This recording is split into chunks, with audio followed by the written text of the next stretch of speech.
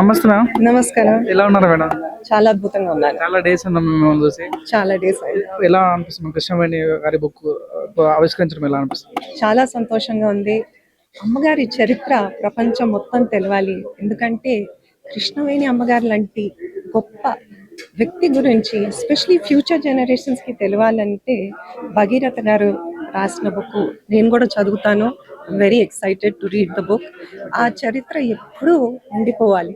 ఎందుకంటే ఆ చలనచిత్రాలు ఆ రోజుల్లో అమ్మగారి రోజుల్లో ఏఎన్ఆర్ అంకుల్, ఎన్టీఆర్ అంకుల్ రోజుల్లో అలాంటి సినిమాలు మళ్ళీ రావు. కానీ నాకు ఒక చిన్న కోరిక, ఎందుకంటే ఐఎమ్ ఓల్డ్ సోల్. అలాంటి సినిమాలు మళ్ళా రావాలి, అలాంటి నటన చేసేవాళ్ళు మళ్ళా రావాలని హృదయపరంగా నేను కోరుకుంటున్నాను. ఒక లెజెండరీ యాక్టర్ అయినటువంటి మన జమున గారి కూతురు మీరు. సో అంటే ఏం చెప్పదలుచుకున్నారు మేడం? ఆ,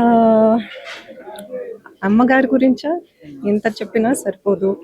అందుకోసం చిన్న మాటల్లో చెప్పాలంటే ఆమె ఎంత గ్రేట్ యాక్ట్రెస్ అయినా, గ్రేట్ సోషల్ వర్కర్, పొలిటీషియన్ అయినా కూడా ఇంటికి వచ్చేసరికి ఒక అద్భుతమైన మదరు, అద్భుతమైన వైఫ్, అద్భుతమైన గ్రాండ్ మదర్ అని నేను చెప్పగలుగుతాను.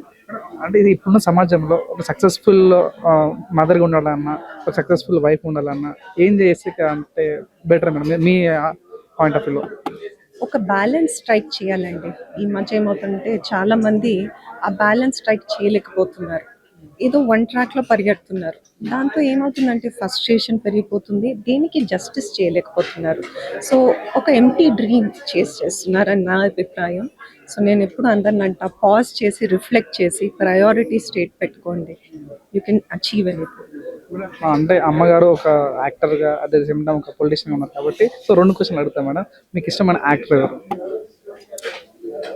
చాలా డిఫికల్ట్ క్వశ్చన్ ఇది, ఎందుకంటే నేను కొంచెం ఓల్డ్ మూవీస్ ఎక్కువ చూసేదాన్ని. సో డెఫినెట్లీ కొంచెం పార్షల్ అమ్మనే అంటాను కదా. ఎందుకంటే అమ్మగారు ప్రతి ఒక్క క్యారెక్టర్కి మోల్డ్ అయిపోయేవారు. సో అంటే ఒక సత్యభామగా, ఒక కలెక్టర్ జానకిగా, లేకపోతే చిలిపి గుండమ్మ కథలో యాక్టింగ్ చేసినా కూడా ప్రతి క్యారెక్టర్లో అద్భుతంగా మోల్డ్ అవుతారు. కాబట్టి డెఫినెట్లీ కొంచెం పార్షల్గా అమ్మననే అంటారు. ఒక పొలిటికల్ ఫ్యామిలీ నుంచి వచ్చారు కాబట్టి మీకు ఇష్టమైన పొలిటికల్ ఎవరు madam? Not at all interested in politics అండి. ఇప్పుడున్న సమాజంలో అంటే లేడీస్ ఎంపవర్మెంట్ గురించి ఏం చెప్పదలుచుకున్నారు మేడం? ఇక్కడ బిగ్గెస్ట్ ప్రాబ్లం ఏం జరుగుతుందంటే gender equality. It's a very obvious thing. It's not just in the film industry or a certain industry. ఆ ప్రాబ్లం ప్రతి ఒక్కళ్ళు ప్రతి ఒక్క ఫీల్డ్లో ఫేస్ చేస్తున్నారు.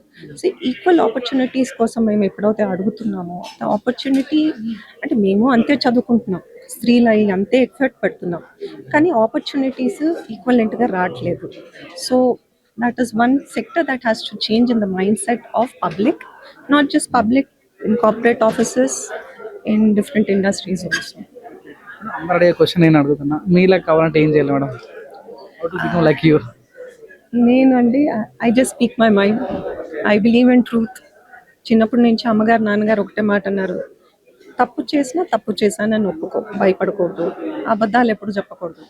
I think that's the only reason I can be as bold as I am today. Can you please explain? అంటే ఒక 5 పుస్తకాలు చదివితే ఏది మీకు ఇష్టమైన 5 books or interested? Which is your favourite 5 books?